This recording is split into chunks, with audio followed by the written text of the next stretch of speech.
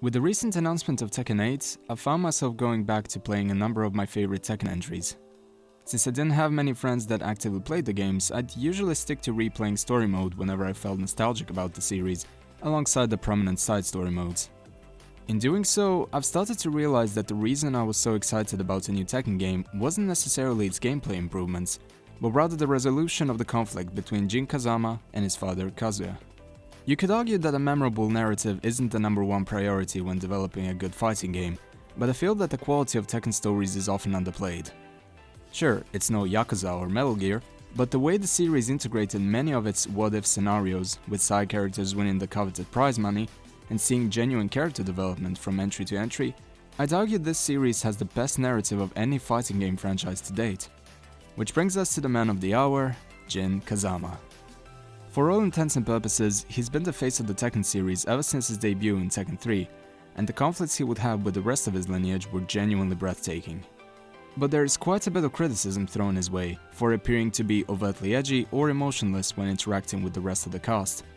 Granted, there is some validity when talking about his quote-unquote edginess, especially if you look at Devil Jin's design at face value, but that's more so a byproduct of taking the narrative context out of the equation. Hell, even the Tokyo Ghoul manga can seem edgy if you replace some of its panels with nonsensical quotes, despite its genuine narrative depth. So, what is this depth that I speak of? It comes from a domino effect started before the events of Tekken 3. The very beginning of Jin's character development was the disappearance of his mother, Jin Kazama. When Jin woke up after Ogre attacked his family home, he found himself surrounded by flaming debris and assumed his mother died while he was unconscious. Losing a parent in your formative years is something you can't really recover from fully. It stays with you. And despite the character of Jin Kazama being absent from canon entries since 1997, she was still a relevant figure in Jin's character endings and overall motivation. Beyond the fact that his grandfather Heihachi taught him the Mishima creed of "power is everything," Jin was bound to become desperate for strength anyway, because this would be the only way to ensure he would never feel so hopeless again. This guilt, that he could have somehow prevented his mother's death if he had the strength, alongside his dormant devil gene and the conflicts with his only remaining family, turned this kind-hearted person into a detached and overburdened wreck. His high school friend Xiaoyu said that he used to be a gentle, caring person when they first met, and would even occasionally smile. But the more involved he became with Heihachi and Kazuya, the more it became apparent that he just couldn't live a normal life. If someone like Heihachi would go so far as to kill his own grandson, an orphan he mentored for 4 years, simply to ensure that no one would rival his strength, then imagine how merciless he would be to someone he had no ties to. After that, Jin's mind was made up. If he got too involved with anyone, they could get hurt as well. Even worse, they could die just like his mother, who was the only person in his life at the time. Making a genuine connection with anyone meant you could lose them just the same because of this family feud that would never end. That's why we see little to no dialogue between him and the rest of the cast. When facing off against his old rival Hwoarang, he refuses to show any real emotion, before transforming into Devil Jin. When speaking to Xiaoyu, you notice he's genuinely worried about her, but can't do anything besides fighting her, because keeping her around would just bring her closer to danger. In his own words, getting involved with the Mishimas doesn't bode well for anyone. So starting with Tekken 4, we see him with a singular goal in mind. He would bury the Mishima clan, and by extension, eliminate the devil gene from the earth.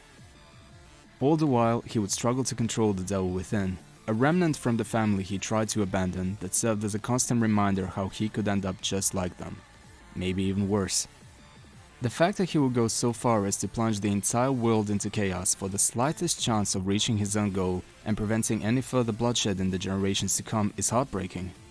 This desperate attempt at closure and peace is pushed forward by a self-loathing kid who just can't move on from his tragic past, lest it means taking everyone down with him.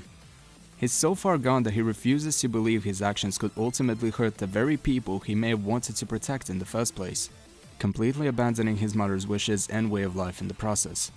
It hurts to see someone go down this path. There are people in the Tekken series that genuinely care for Jin, and could perhaps even help him cope with all of this weight, if he would let them. Yet, he pushes everything away, from his mother's pacifism to his high school friends, and even his life as a whole, because that's all he knows. It's the one lesson that this world has taught him. And despite all that, there may still be hope for him. In the brief teaser for Tekken 8, we see the constant back and forth between Jin and his demonic legacy reach a crescendo. Rather than continue to fight this side of him, he finally learns to accept it, and in doing so, his inner conflict is all but gone.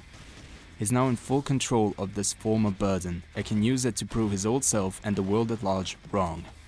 We're looking at someone with nothing to lose, face to face with his very own mirror. A person so set in their ways they would tame and surpass the devil within themselves. The only difference is, Kazuya discarded his family legacy, while Jin embraced it. Kazuya despised his father for what he had done to him and his mother Kazumi, but through all this hardship he eventually turned out exactly like Heihachi, a power-hungry monster whose family meant nothing to him. Meanwhile Jin, who was headed for the exact same path, finally managed to accept himself for what he is. He is a part of this cursed bloodline, and rather than giving in to their vices, he takes responsibility. Even though he aims to destroy this bloodline as a whole, he knows he is a Mishima, and is to blame for perpetuating this never-ending cycle of familial hatred. He's not here to try and surpass Kazuya, or take petty revenge on him over an old grudge. He's ready to put an end to everything, including his own life if it comes to it, as the very world around them ceases to be. This scene right here, with all of its dormant narrative weight, is why I love the Tekken series. It's a premise like this that can make every punch, every combo you manage to pull off have that much more weight to it.